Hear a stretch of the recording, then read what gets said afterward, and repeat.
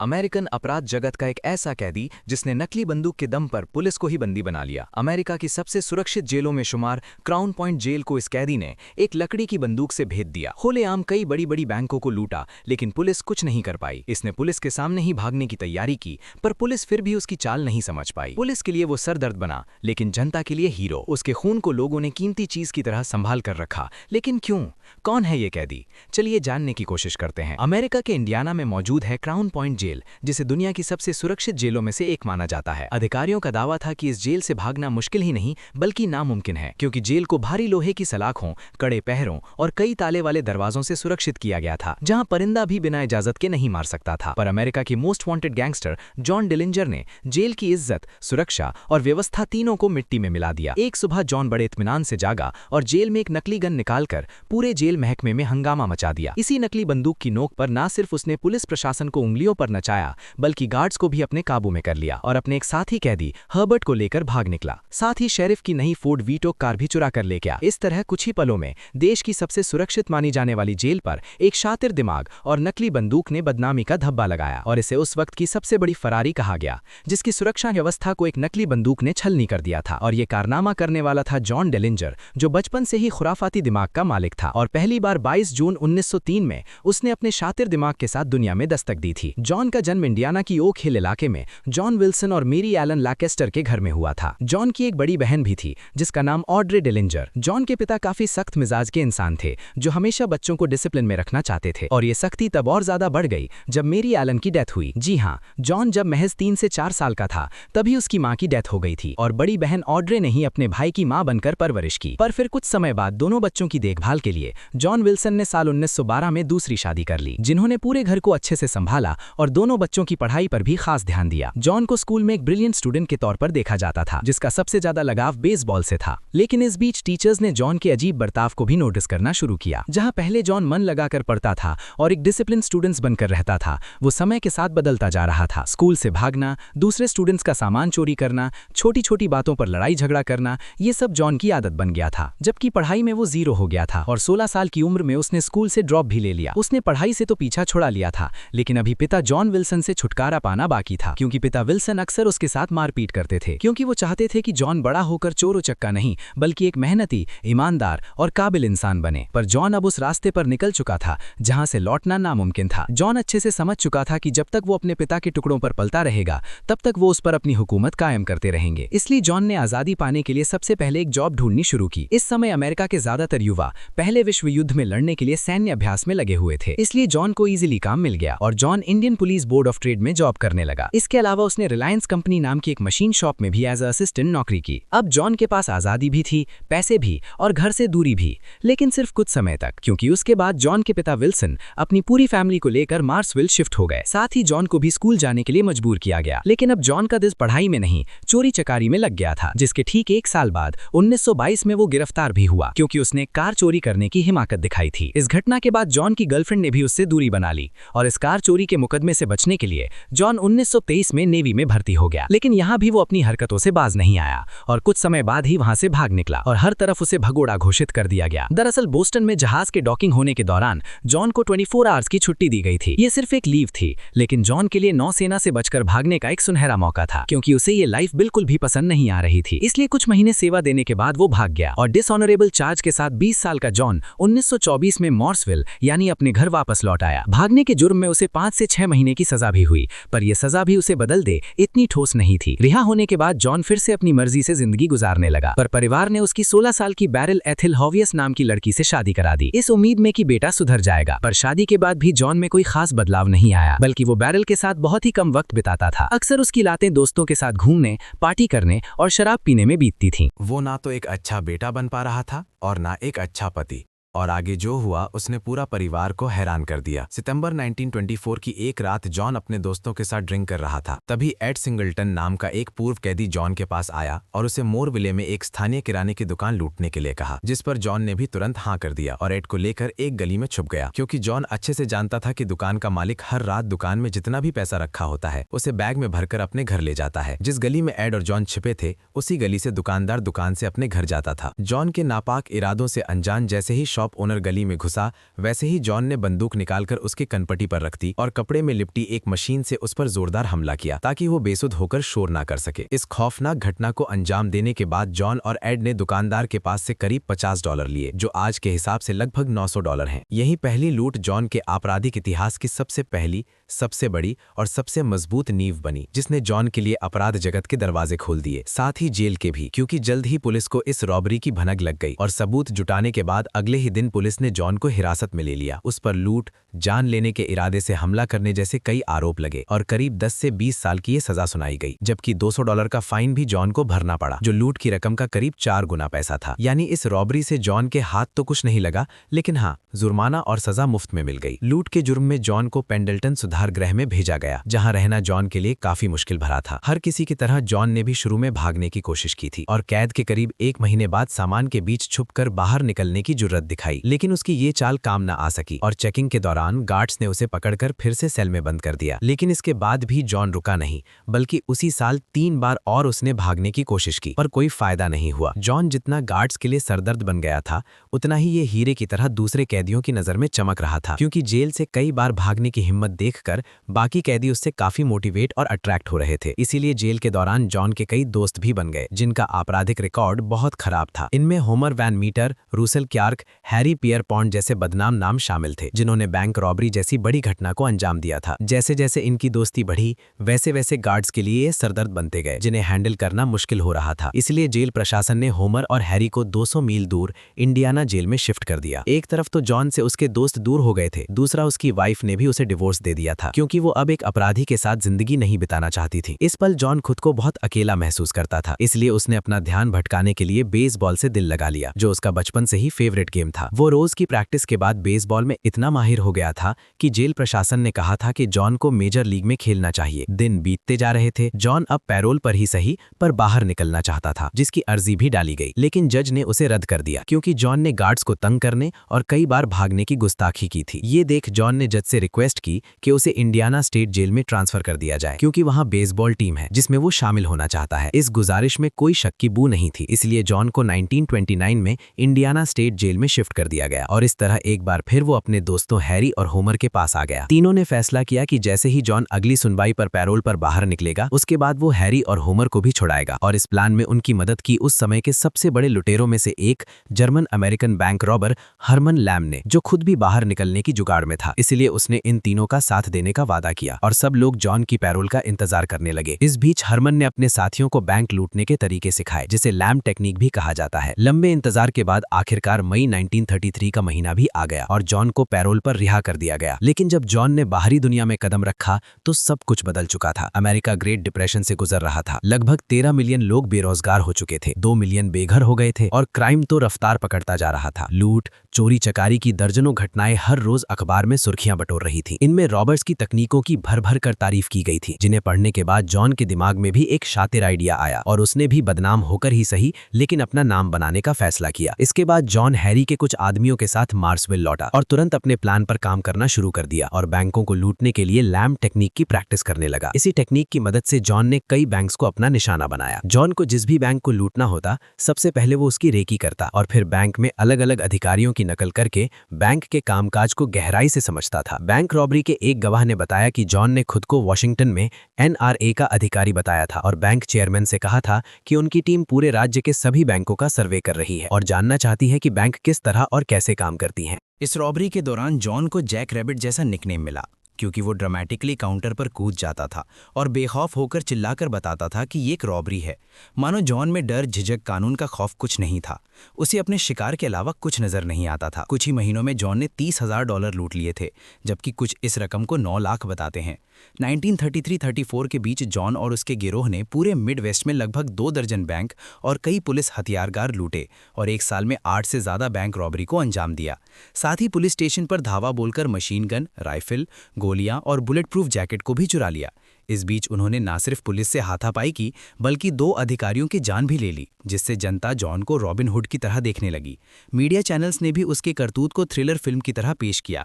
जितना ज्यादा जॉन मशहूर हो रहा था, उतनी ही फेडरल सरकार और FBI को शर्मिंदगी का सामना करना पड़ रहा था, क्योंकि कानून के साए में एक किलर खतरनाक रॉबर घूम रहा था और पुलिस कुछ नहीं कर पा रही थी। जॉन की बढ़ती करतूतों को देखकर जल्द ही FBI ने उसे देश का पब्लिक एनिमी नंबर 1 घोषित कर दिया और उस पर $10,000 का इनाम रखा, जिसके बाद मीडिया, जनता, पुलिस, FBI हर कोई उसे पकड़ने की कोशिश में जुट गया। और 1934 में जनवरी में जॉन और उसके 3 साथियों को एरिज़ोना के टक्सन शहर में एक होटल में आग लगने के बाद गिरफ्तार कर लिया गया। दरअसल जॉन इसी होटल में पुलिस से छुपकर रह रहा था, पर जब होटल में आग लगी और भगदड़ मची तो फायरमैन ने जॉन की शक्ल पहचान ली और तुरंत पुलिस को खबर पहुंचा दी, जिसके बाद जॉन अपने साथियों के साथ पुलिस की गिरफ्त में आ गया। साथ ही पुलिस ने जॉन के पास से $20,000 भी बरामद किए, जो हाल ही में ईस्ट शिकागो बैंक रॉबरी में चुराए गए थे। उसी वारदात में जॉन पर पुलिस अफसर विलियम के कत्ल का भी आरोप लगा था। इसी कत्ल के मुकदमे का सामना कराने के लिए उसे इंडिया लाया गया। 25 जनवरी 1934 को जॉन को टक्सन से इंडियाना लाकर क्राउन पॉइंट की ले काउंट जेल में रखा गया। ये जेल उस समय सबसे मजबूत और सुरक्षित जेलों में गिनी जाती थी। स्थानीय पुलिस और जेल प्रशासन ने पूरे शहर में ये ऐलान कर दिया था कि ये जेल भागम भाग का खेल नहीं होने देगी और यहाँ से कोई भाग नहीं सकता, क्योंकि यहाँ सुरक्षा इतनी कड़ी थी कि एक्स्ट्रा गार्ड तक तैनात कर दिए गए थे। जेल की शरीफ लियोन हॉली को पूरा भरोसा था कि उनकी जेल जॉन को काबू में रख सकती है। उन्होंने प्रेस से कहा कि अगर जॉन ने चालाकी की तो जेल में चारों ओर मशीन गन लिए डिप्टी मौजूद हैं।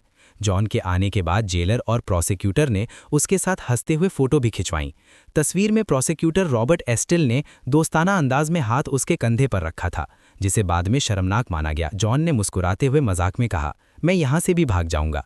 ये सुन सब लोग हंस दिए, लेकिन कुछ हफ्तों बाद यही बात सच हो गई। शेरिफ हॉली ने ज्यादा भरोसे में उसे स्टेट जेल की बजाय स्थानीय जेल में ही रखने का फैसला किया, लेकिन जॉन पहले से ही भागने की प्लानिंग बना रहा था, जो आगे चलकर कामयाब भी हुई। और इसकी तैयारी जॉन ने गार्ड्स के सामने की, पर गार्ड्स फिर भी उसकी चाल नहीं समझ पाए। लोगों का कहना है कि जॉन सेल में चुपचाप एक काठ का टुकड़ा चाकू से घिसता रहता था, जिसे देख गार्ड्स उसका मजाक बनाते हुए उसे जॉन द विटलर यानी लकड़ी तराशने वाला जॉन कहकर चिढ़ाते थे। और जॉन भी ऐसा दिखाने की कोशिश करता था कि वो बस टाइम पास कर रहा है, जबकि असलियत ये थी कि वो एक बेलनकार लकड़ी की पिस्तौल बना रहा था, जो उसके भागने का सबसे बड़ा हथियार बनने वाली थी। कहा जाता है कि उसने इस पिस्तौल को जूते वाली काली पॉलिश से रंग दिया था, जिससे वो दूर से देखने पर असली बंदूक लग रही थी। लेकिन इस नकली बंदूक में ट्रिगर या पकड़ने का ग्रिप नहीं था। पर फिर भी जॉन ने इसी से जेल प्रशासन को डराया और भाग निकला। लेकिन क्या सच में नकली बंदूक की नोक पर पुलिस और गार्ड्स को डराया गया था? ये सवाल जॉन की फरारी के बाद सबसे ज्यादा सुर्खियों में बना रहा, जिस पर ले काउंट के डिप्टी अर्नेस्ट ब्लंक ने दावा किया कि जॉन के पास असली बंदूक थी, जो उसे किसी ने लाकर दी। बाद में खुलासा हुआ कि अर्नेस्ट भी जॉन के साथ मिला हुआ था और फरारी में मदद करने के आरोप में उसे अरेस्ट भी किया गया, लेकिन ठोस सबूत ना होने पर वो बरी हो गया। लेकिन जेल प्रशासन की सुरक्षा व्यवस्था पर सवाल खड़े होने लगे थे और सबसे ज्यादा मजाक बनाया जॉन ने, जिसने मजे लेते हुए दावा किया कि हाँ, मैंने खुद अपने हाथों से काठ को तराशकर बंदूक बनाई थी, मानो वो भी पुलिस की खिल्ली उड़ाने के लिए ऐसे बयान दे रहा था। जॉन की फरारी के बाद जब उसका सेल चेक किया गया तो पुलिस को कपड़े रगड़ने वाला एक लकड़ी का टुकड़ा मिला, जिसका एक हिस्सा गायब था। ये देख लोगों को लगने लगा कि शायद इसी टुकड़े से जॉन ने बंदूक बनाई थी, और इस बात पर FBI ने भी मोहर लगाई और कहा कि जॉन ने अधिकारियों को नकली बंदूक से ही डराया था, जो पुलिस के लिए काफी शर्मिंदगी की बात थी। इस खुलासे के बाद तो जॉन की फरारी की घटना न्यूज़ चैनल्स, अखबार और बाद में फिल्मों में भी सुर्खियां बटोरने लगी, क्योंकि एक गैंगस्टर नकली बंदूक के दम पर सबसे सुरक्षित जेल व्यवस्था को चकमा दे गया था। लेकिन कैसे? तो इसका जवाब जानने के लिए हमें जाना होगा 3 मार्च 1934 के दिन, जब क्राउन पॉइंट जेल की सुबह एकदम शांत थी। रोज की तरह कैदियों को एक्सरसाइज के लिए नीचे बरामदे में लाया गया था, जबकि जॉन समेत 15 कैदी दूसरी मंजिल पर टहल रहे थे। वहीं 2 डिप्टी कैदियों को नहलाने के लिए साबुन बांट रहे थे, और जब वो जॉन के पास आए तो वो एकदम नॉर्मल लग रहा था और इस वक्त एक्सरसाइज में बिजी था। तभी अचानक वो रुका और उसने अपनी कमर के पास छुपी पिस्तौल निकाल ली और पास खड़े ट्रस्टिन एडम्स की पीठ पर तान दी और धमकाते हुए कहा, हिलो मत, नहीं तो उड़ा दूंगा। जब गार्ड्स ने ये नज़ारा देखा तो वो भी दंग रह गए और जॉन के कहने पर दोनों डिप्टी शेरिफ ने हाथ ऊपर कर खुद को सरेंडर कर दिया। हालात को काबू में देख जॉन ने कड़क आवाज में कहा, अपने हथियार, चाबियां और कपड़े मेरे हवाले कर दो। ये सुन गार्ड्स ने अपने हथियार, चाबियां, सब कुछ उसको सौंप दिया और जॉन ने एक गार्ड से उसकी पिस्तौल भी छीन ली। इस तरह अब वो एक असली हथियार का मालिक बन गया था और बंदूक की नोक पर सब गार्ड्स को एक सेल में बंद कर दिया और फिर ट्रस्टिन को ढाल बनाकर बाकी जेल स्टाफ को कंट्रोल में करना शुरू कर दिया। रास्ते में जो भी गार्ड आया उसे बंदूक दिखाकर जॉन ने हवालात में ठूस दिया। जॉन की किस्मत अच्छी थी कि 24 घंटे ड्यूटी पर तैनात रहने वाला अधिकारी हर्बर्ट बर्च इस वक्त कुर्सी पर गहरी नींद में सोया हुआ था। इसलिए जॉन दबे पांव उसके पास पहुंचा और रैक से सब मशीन गन निकालकर सोए हुए हर्बर्ट की कनपटी पर रख दी। जैसे ही हर्बर्ट जागा, उसने खुद को सरेंडर कर दिया और जॉन ने तुरंत उसे सेल में बंद कर दिया। इस तरह जॉन ने मिनिमम 14 जेल करियों और अफसरों को बंदूक के दम पर बंदी बना लिया, जिनमें जेल वार्डन और फिंगरप्रिंट एक्सपर्ट भी शामिल थे। जेल कर्मी कैदी बन गए थे और कैदी बाहर आज़ाद घूम रहा था। हालातों को काबू में लेने के बाद जॉन ने अपने साथी कैदी हर्बर्ट यंग ब्लड को भी बाहर निकाल लिया, जिसको कत्ल के इल्जाम में डेथ सेंटेंस दी गई थी। ऐसे में जेल से भागना उसके लिए सोने पर सुहागा साबित हुआ। हालांकि जॉन ने एक कैदी से भाग चलने को कहा, पर उसने मना कर दिया और डरते हुए कहा कि नहीं भैया, तुम ज्यादा गर्म हो, मतलब तुम्हारा पीछा बहुत होगा और पुलिस जॉन को पकड़कर ही दम लेगी। ऐसे में जो भी उसके साथ भागा उसका भी पकड़ा जाना तय है। ये सब सुन जॉन हंस पड़ा और उस कैदी को कायर का ताना मारकर हर्बर्ट कैदी को लेकर भागने की कोशिश करने लगा। इस वक्त जॉन और हर्बर्ट के हाथ में 2 सब मशीन और 2 पिस्तौल थीं, जिन्हें उन्होंने गार्ड से छीना था। और इस पूरी फरारी की सबसे मजबूत कड़ी थी नकली बंदूक, जिसके दम पर जॉन ने ये पूरा खेल खेला और नकली बंदूक के दम पर असली बंदूकें हासिल कर लीं। और जब जेल कर्मियों को उसने सेल में बंद कर दिया, तो फिर जॉन ने नकली बंदूक दिखाकर गर्व से ताना भी मारा और कहा, देखो, इसी से तुम सबको मैंने बंदी और बेवकूफ़ दोनों बनाया है। जॉन ने अपने शातिर दिमाग से न सिर्फ जेल कर्मियों को हैरान कर दिया था, बल्कि सुरक्षा व्यवस्था में भी सेंध लगा दी थी और हर्बर्ट को लेकर उनके ही सामने भाग रहा था और एक के बाद एक दरवाजों को पार कर रहा था।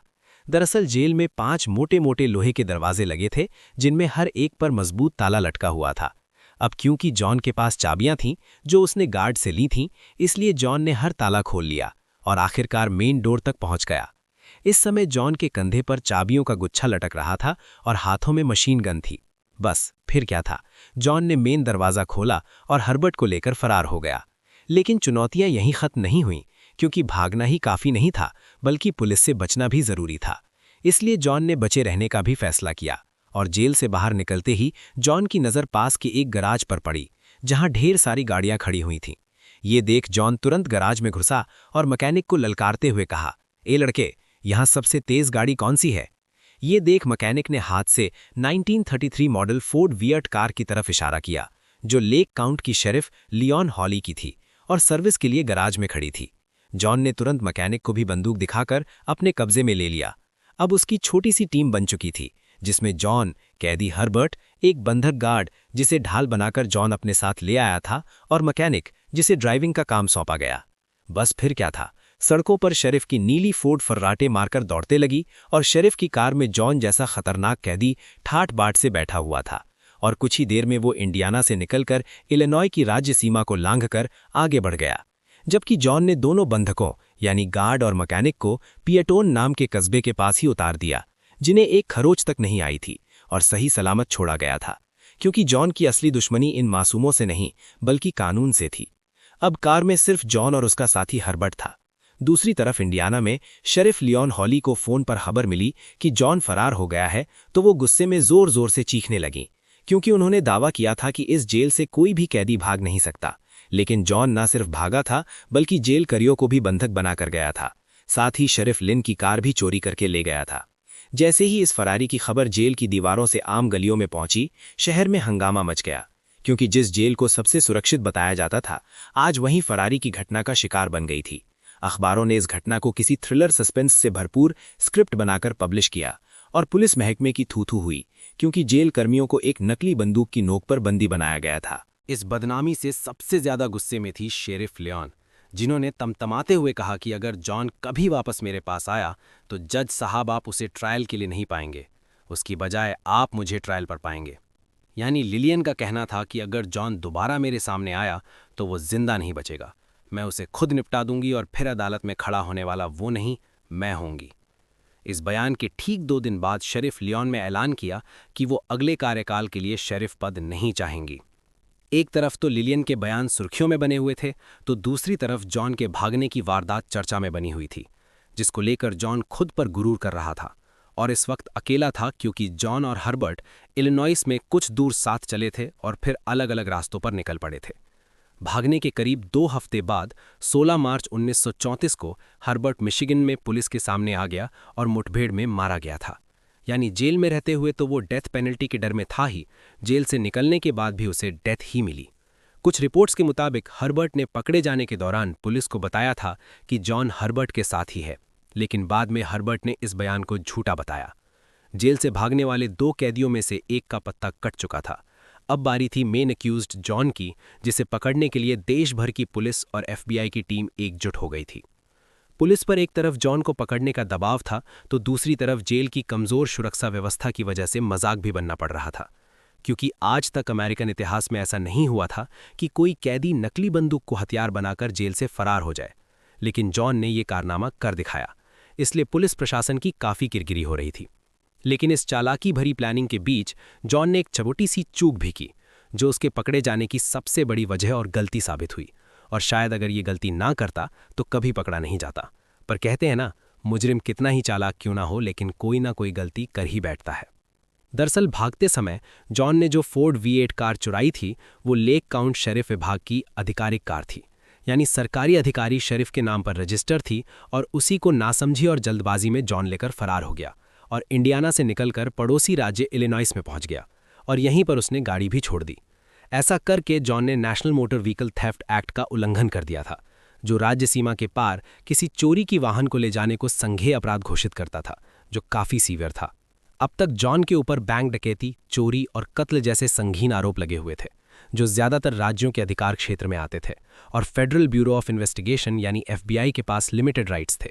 लेकिन जैसे ही जॉन ने शेरिफ की कार में सवार होकर इंटरस्टेट की सीमा रेखा पार की, तो मामला पूरी तरह से FBI के खाते में चला गया, जिससे अब उनके पास अनलिमिटेड राइट्स थे और वो जॉन पर अच्छे से शिकंजा कर सकते थे। फरारी के कुछ समय बाद शिकागो में शेरिफ की चोरी हुई कार बरामद हुई, और तुरंत ही फेडरल कोर्ट में जॉन के खिलाफ व्हीकल थेफ्ट और इंटरस्टेट ट्रांसपोर्ट का मुकदमा दायर किया गया। कुछ दिनों बाद फेडरल ग्रैंड जूरी ने जॉन के खिलाफ अभियोग चलाया, और इस तरह FBI को उसे धर दबोचने का कानूनी अधिकार भी मिल गया। शिकागो के FBI ऑफिस को ऑर्डर मिले, जिसमें अब जॉन को पकड़ने के लिए पूरी छूट दी गई थी। यही वो खास समय था जब अमेरिका में फेडरल लेवल पर अपराध नियंत्रण के कानून सख्त से सख्त बनाए जा रहे थे। दरअसल 1933 में कैंसस सिटी नरसंहार की घटना के बाद अमेरिकी सरकार को ये समझ आ गया कि केवल कागजी कार्यवाही से खतरनाक अपराधियों को नहीं रोका जा सकता। अब जरूरत थी ऐसी फोर्स की जो हथियारों के साथ सीधे मैदान में उतर सके। इसी सोच के चलते 1934 में कई नए संघीय कानून पास किए गए। इन नए कानूनों के अनुसार अब बैंक डकैती को संघीय अपराध घोषित कर दिया गया। संघीय एजेंटों को हथियार रखने की इजाज़त मिल गई, और किडनैपिंग या चोरी की गई गाड़ी को एक राज्य से दूसरे राज्य ले जाना भी संघीय अपराध बन गया। इन बदलावों का सीधा असर ये हुआ कि अपराधी अब सिर्फ किसी एक राज्य की पुलिस से नहीं, बल्कि पूरी संघीय व्यवस्था से बचने को मजबूर हो गए। इन्हीं नए नियमों के कारण जॉन पूरे देश में चल रही नेशनल मैनहंट का मुख्य निशाना बन गया। उसके पकड़े जाने का इनाम बढ़ा दिया गया, और अमेरिका भर में उसके पोस्टर लगाए गए। अब जॉन के लिए हालात पहले जैसे नहीं रहे। पहले वो अलग अलग राज्यों की पुलिस को चकमा देकर बच निकलता था, लेकिन अब FBI प्रमुख J. एडगर हवर की पूरी फेडरल मशीनरी उसके पीछे लग चुकी थी। अप्रैल 1934 तक आते आते उसकी गैंग लगभग टूट चुकी थी। उसके कई करीबी साथी या तो मारे जा चुके थे या गिरफ्तार हो चुके थे। उसके खास साथी हैरी पियरपॉइंट, चार्ल्स मिकले और रसल क्लार्क को ओहायो में पुराने अपराधों के लिए डेथ या उम्र कैद की सज़ा मिली। वहीं Baby Face Nelson, Homer 1 Meter और जॉन हैमिल्टन जैसे साथी पुलिस मुठभेड़ में मारे गए या गंभीर रूप से घायल हो गए। इस तरह जॉन धीरे धीरे अकेला पड़ता चला गया। उसने जो डर का जाल बिछाया था, वो भी अब कमज़ोर होने लगा था। उसका चमकदार अपराधी द्वार अपने अंत की ओर तेजी से बढ़ रहा था। लेकिन क्राउन पॉइंट जेल ब्रेक की सनसनीखेज खबर थमने का नाम नहीं ले रही थी, और एक टैगलाइन हर जगह सुर्खियां बटोर रही थी: मोस्ट वांटेड अपराधी लकड़ी की बंदूक से फरार। हर न्यूज़ चैनल और अखबार की खबरें ऐसी ही थीं। शिकागो डेली न्यूज़ ने भी 3 मार्च 1934 को इसी ब्रेकिंग न्यूज़ को अपने फ्रंट पेज पर सजाया, जिसमें रिपोर्ट्स ने गुस्से और हैरत के मिले जुले शब्दों का तालमेल बैठाया था। इस खबर में एक तरफ तो कानून व्यवस्था के ढीलेपन को कसूरवार ठहराया जा रहा था, तो दूसरी तरफ बिना गोली चलाए, बिना किसी को नुकसान पहुंचाए सुरक्षित जेल से फरार होने पर जॉन को शाबाशी भी दी जा रही थी, क्योंकि क्राउन पॉइंट जेल को भेदना कोई छोटा मोटा काम नहीं था। उसके पास बैंक रॉबरीज के लाखों डॉलर थे, लेकिन इन पैसों को खुलकर उड़ाना मुश्किल हो रहा था, क्योंकि हर राज्य की पुलिस और FBI उसे तलाश रही थी। इसलिए जॉन कुछ समय के लिए गुमनामों की तरह खामोशी से रहने लगा और अपनी गर्लफ्रेंड बिली से कांटेक्ट कर उसे लेकर मिनेसोटा के एक होटल में छिप गया, जबकि उसके बाकी बचे साथियों ने एक नई गैंग तैयार की, जिसमें भगोड़ा बेबी फेस नेल्सन समेत कई खूंखार लुटेरे शामिल थे।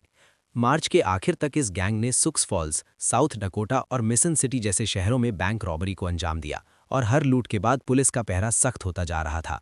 वहीं 30 मार्च 1934 में मिनेसोटा में जॉन की गर्लफ्रेंड बिली को पुलिस ने घेर लिया और मुठभेड़ होने लगी, जिसे आज Lincoln court apartment shoot out कहा जाता है।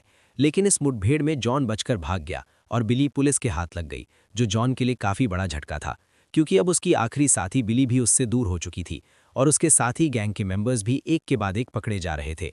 इसलिए जॉन शिकागो आ गया ताकि इस भीड़-भाड़ वाले शहर में आसानी से छुप सके। मई 1934 में एक दोस्त की मदद से उसने एक सर्जन को मोटी रकम देकर अपनी प्लास्टिक सर्जरी करवा ली ताकि शिकागो में उसे कोई पहचान न सके। इतना ही नहीं, उसने अपनी उंगलियों के प्रिंट्स तक मिटवा दिए। तेजाब से स्किन जलाई गई, लेकिन कुछ निशान फिर भी रह गए। इस खतरनाक ऑपरेशन से हील होने के लिए काफी समय तक जॉन छुप कर रहा और जब रिकवर हुआ तो उसने 30 जून 1934 को साउथ बेंड इंडियाना के मर्चेंट्स नेशनल बैंक में रॉबरी की, जो उसकी लाइफ की लास्ट रॉबरी साबित हुई। इस रॉबरी में उसका साथ दिया बेबी फेस नेल्सन और होमर वॉन ने। इस लूट के दौरान पुलिस के साथ भी गैंग की मुठभेड़ हुई और कुछ लोग घायल हुए तो कुछ मारे गए। जॉन भी काफी चोटिल हुआ और पुलिस से बचकर शिकागो भाग आया और एना नाम की एक मकान मालकिन के घर में छुपकर रहने लगा। रोमानिया से बिलोंग करने वाली एना देह व्यापार के धंधे में एक्टिव थी और उसे डर था कि कहीं इस काम की वजह से उसे सरकार निर्वासित एग्जाइल न कर दे। इस खतरे से बचने के लिए उसने जॉन का इस्तेमाल किया और FBI के साथ सौदा कर लिया कि वो जॉन को पुलिस के हवाले करवाएगी, बस उसे एग्जाइल ना किया जाए। इस पर FBI भी राजी हो गई और फिर 22 जुलाई 1934 की रात एना ने चुपचाप FBI को बताया कि कुछ देर बाद जॉन एक महिला के साथ फिल्म देखने जाने वाला है और साथ ही एना को भी ले जाएगा। लेकिन थिएटर कंफर्म नहीं है क्योंकि जॉन को समझ नहीं आ रहा था कि वो मार्लबरो थिएटर जाए या बायोग्राफ।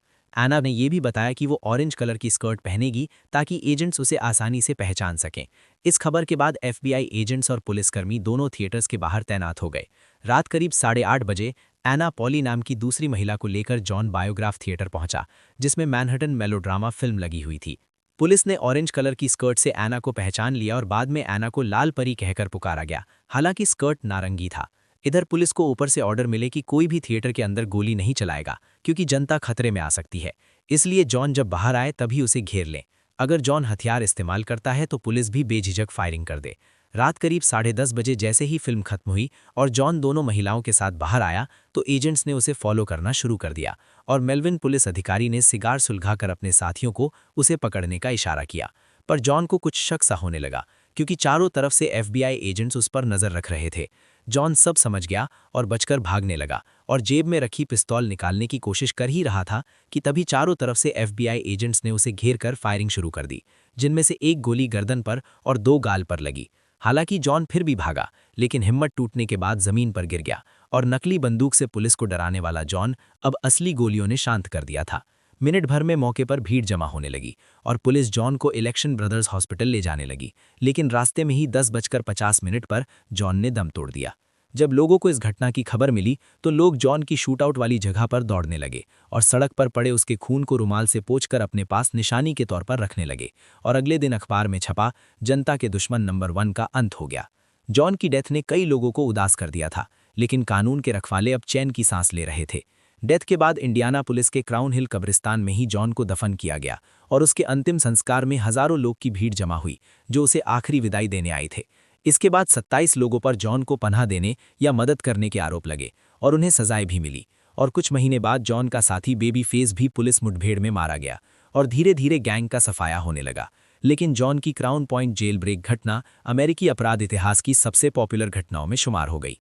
आपको ये कहानी कैसी लगी? कमेंट सेक्शन में लिखकर जरूर बताएं। ये तो सिर्फ शुरुआत है, असली कहानियां अभी बाकी हैं। ऐसे ही अनोखे किस्से चाहते हो तो द यूनिक को सब्सक्राइब करना मत भूलना। मिलते हैं नेक्स्ट वीडियो में।